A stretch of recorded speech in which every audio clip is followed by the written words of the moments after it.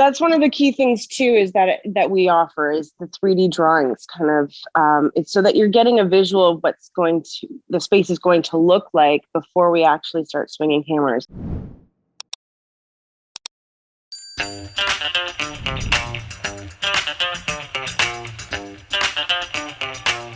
Welcome to Real Stories in Real Estate with your host, Denise Laframboise. Real people sharing real stories about their adventures in real estate. Hi, so it's Denise Laframboise with the Real Stories in Real Estate podcast. And today I'm joined with KAELEIGh NADEAU of KSN Design.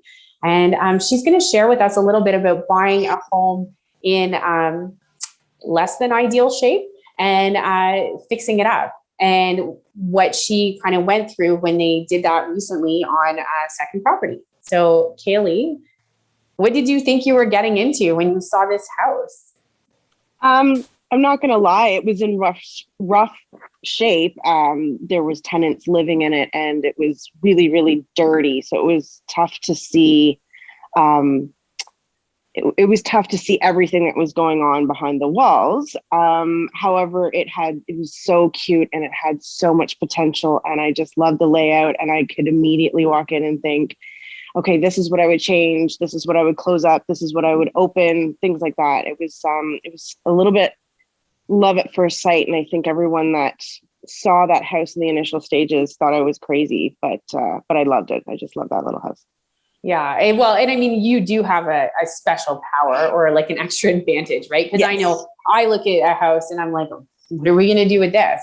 You're a designer, you're a renovator, you do this. So, yes. I mean, I remember even when you went in our rental property, you're like, I do this, I do this, I do this. All right. And thanks. Sometimes it's easier than others. And when you see property after property, it becomes sort of harder to do. And then you'll go into that particular property and everything clicks and you just can see the vision. But yes, typically that is a little bit my superpower.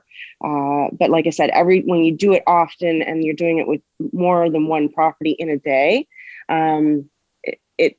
some just click and some don't. You just sort of walk away and say, I just didn't feel that one. And this little house, we just loved it. Yeah. So you bought the cute little dirty house. Yes. Very right. Dirty. Yeah. And, and then you had issues getting it, right? What happened? Yeah. Yeah.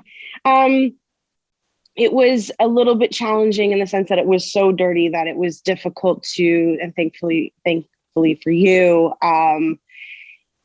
and your skills as a mortgage broker was able to get us a lender. It was just so dirty. No one could get past the dirt and the filth. And then our one of our closing agreements was that the tenant would be removed, and lo and behold, on our closing date, the tenant was still there.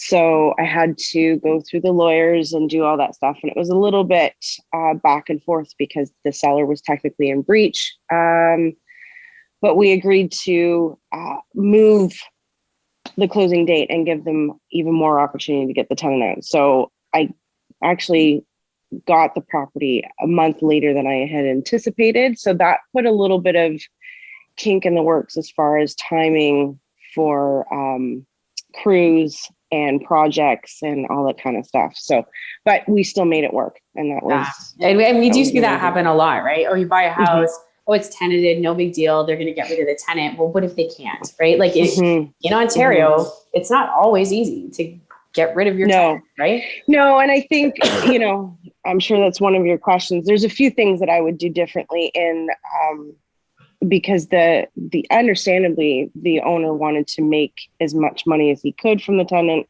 and didn't allow himself enough time to get the proper processes in order for us to take over at the right time. But it was done. Any other surprises you ran into that you were like, oh my gosh, I can't believe this happened? I'll be truthful. As much as I love that little house, and I still love that little house, it threw everything it could at us. Electrical had to be all redone. trying to think of a really good example. Okay, so it had an outbuilding, a very big outbuilding garage scenario in the back of the building, and it did have electrical, or at least lights that worked in there. What we did discover through demo and things like that was the the reason why it had lights in that outbuilding was because somebody had buried an electrical extension cord in the backyard, and it was literally being fed through a hole of the basement and plugged in to the house. So amazing. Which Yes, is like, old houses have some surprises. We just had right? a good laugh about it. But yeah, like I said, it threw everything it could at us. Electrical, plumbing, structure, floors that had big, huge soup bowl dips in them and that we had to repair.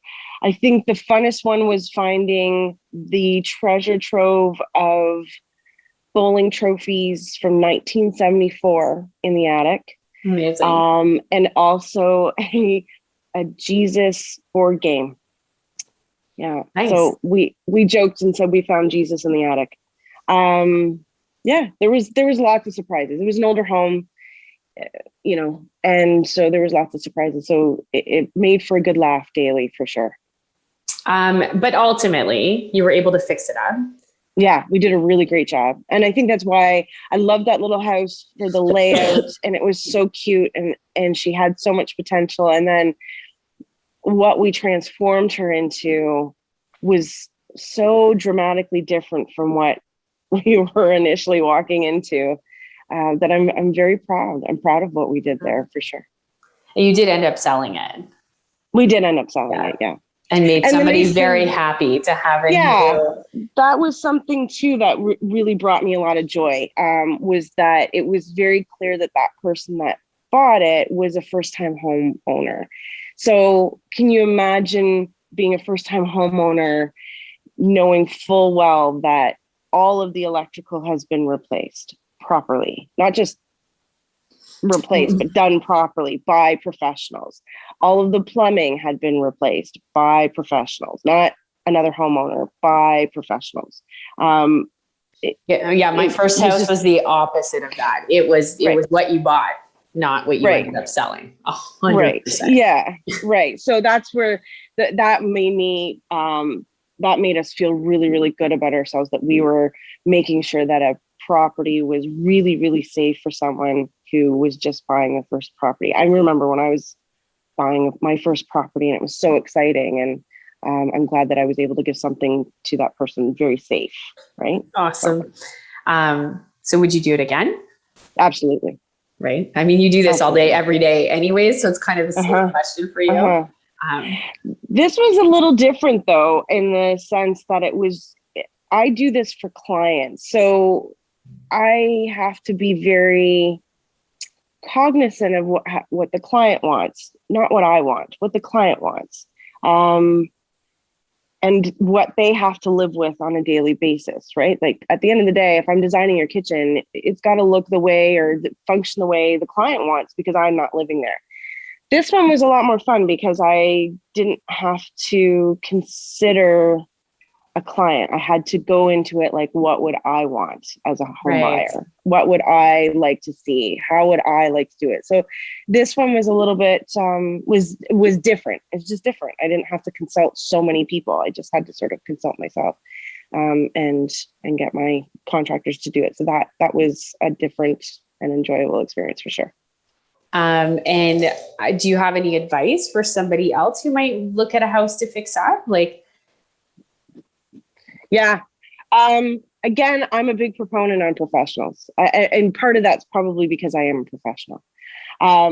But you absolutely get what you pay for. When you pay for people under the table or for cash, you may get that.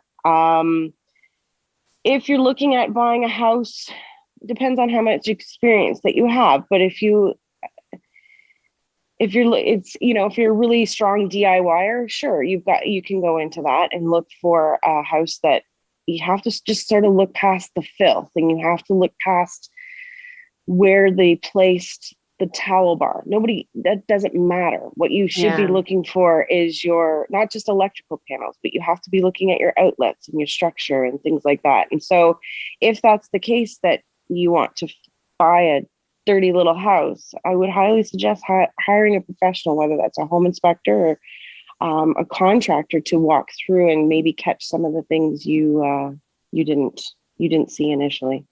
Yeah. And honestly, that's a really good tip, that like a lot of times when people are buying real estate, they know that the bank needs an appraisal. They usually have a home inspection, but I often will bring a contractor with me, because the home inspection will find something that's wrong, but my contractor will tell me how much it costs to fix it. Yeah, like I like to know what I'm getting into, or at least have a bit of a ballpark. Because it's great to know there's something wrong, but if I Google how to fix it, who knows if I'm, even close to the right answer, right? Right. Yeah. I think, and even for myself, I was buying that property, and I'm a renovator and have been for many, many years. I still brought in my builder and walked through it just to have a second pair of eyes. And there was a couple of things he was like, okay, just be prepared for this. That I missed, because when you're looking for real estate, particularly when you find a property that you love, you tend to glorify it or get really excited about it, and you don't always see everything that's going on. 100%. So even though I'm a professional, I still had a professional walk through with it, walk through the property with me, to make sure that I was catching everything I could be. Yep. Second set of eyes, always great. Yeah. Okay. Well, I think that's awesome. I think you're sharing some tips that will help somebody else someday, maybe if they're looking at a fixer-upper or a property. Some of the things that people often don't know is that when it's really rough, or the listing says as is, or handyman special, stuff like that, financing can be challenging. These depending on what you buy, like that can cause issues for lenders to either not like the property or need a bigger down payment. So from our perspective, it's always that game of like, okay, send us the listing. What's it actually look like? I mean, we don't know what you're buying. We don't go through the house. The bank doesn't look at it or do an appraisal until after you've, negotiated an offer. But we need to understand, what can we do on this property? Because having some of your money tied up in it is going to be, make a big difference, right? But and so, but I think you did a great job. And thank you. We're real proud. We're real proud of it. And it was a labor of love, and it was stressful because it's something that we haven't done to that capacity before. But at the end of the day, it was a lot of fun. There was a lot of moments where we just all kind of looked at each other and said, okay, what do we do now? And had a good laugh about it. The other thing I want to talk about is that you also did a very great job of my office, right? You designed everything, you coordinated this all. Thank you. I thought I had a vision, which I'm really not good at. I really gave you like 4 pictures from Pinterest, and you made exactly what was in my head happen. Oh, good. At the price point that I wanted, which was amazing. On the budget we wanted, at the time frame, like during a pandemic. I surprised myself there. Yeah. Right. During a pandemic, like you killed it. So let's talk a little bit about your business. So like, you do that for other people too. Yes, I do that. I'm actually, to your point, we've had some hiccups through this pandemic in particular, obviously, with pricing going up and all that kind of stuff. It's made things a little harder, but I can honestly say all of my projects, yours included, have continued to come in within the original sort of budget. I don't know how I've managed to pull that off. If there's huge price increases, it doesn't really have to do with the increases of product. It's been the increases on what the clients want. So I'm pretty proud of myself this year of being able to keep things in line, or at least communicated so that everything's understood. But yeah, so our business we are a full renovation business. So we do everything from the design straight through to the project management. We coordinate the trades. We make sure everything runs on time, on budget. On time has been a bit of a challenge due to things that are beyond our control. However, we're still making it happen. And like I said, I'm pretty proud of myself and the team, but that's my forte, is taking major renovations, kitchens, bathrooms, basements, and making them just better and function and look a lot and make the client's dreams come true. That's my sort of, like I said, my superpower. I love it. Well, and I mean, for me, like I had done other projects with other like businesses like this before. Yeah. For us, I don't have that vision. I am a visual person. I need to see it. And that you were like, here, is this what you were thinking? And you presented me a 3D picture with exactly what I thought I wanted. And here's what furniture we're going to do. And here's what lights we need. And I was like, where have you been all my life? Like, it was awesome. That's one of the key things too, is that we offer is the 3D drawings kind of, it's so that you're getting a visual of what's the space is going to look like before we actually start swinging hammers. I know that we're one of the few firms that do that, or offer that service. And I struggle with how you can't do it. Like, even for a visual person like myself, there's still things that I will go back to the drawings for and say, okay, I got to draw this out and play around with it and move things before I can make a definitive decision. So I'm not sure how clients do it without those services, but yeah, that's one of the things that we do, is we do the 3D drawings for sure. I'm pretty sure statistically, like way more than half the population is visual, like needs to actually see it to be like, yes, that's what I want. Right. Or at least my clients are. I don't know if maybe that's why, but every single one of my clients, yourself included, where you have to move things around so that you can get a visual, so that you are making the right decisions at the right time. Otherwise, it just halts your project. I think that's where I would say, 80% of the people that you hear, oh, I did a kitchen renovation with this contractor and then they never showed up, or whatever the case may be. It's because the client just wasn't able to make the right decisions at the right time. And so it halted their project. And I just don't know how you can make those decisions without the visuals, which is or not the vision ahead, right? You plan the vision and then you know where you're going. If you don't, you have to have a plan. Halfway through, you're like, okay, wait a minute, let's overthink this. Right? You have to have a plan. Yeah. And even when you have a plan, you still overthink things. But you have to have a plan and sort of say to yourself, stick with your initial reaction. Your first reaction is the best one. Don't second guess yourself about lighting or switching things. You just stick to the plan and things will go a lot smoother and your budget will stay on par. I love that you said that politely, but you were talking about me. It's awesome. And KAELEIGh, just so you know, when you do change your mind over and over again and then eventually end up in where you were in the first place, KAELEIGH's super patient with you. Right. But I've You're said gonna get more clients like me. But I've said that to you before. Go with your first instinct, because you'll just circle back. You'll go through all the options and then you'll end up almost every time you end up back to the first one you picked. And that's not just you. I have lots of clients that are like that.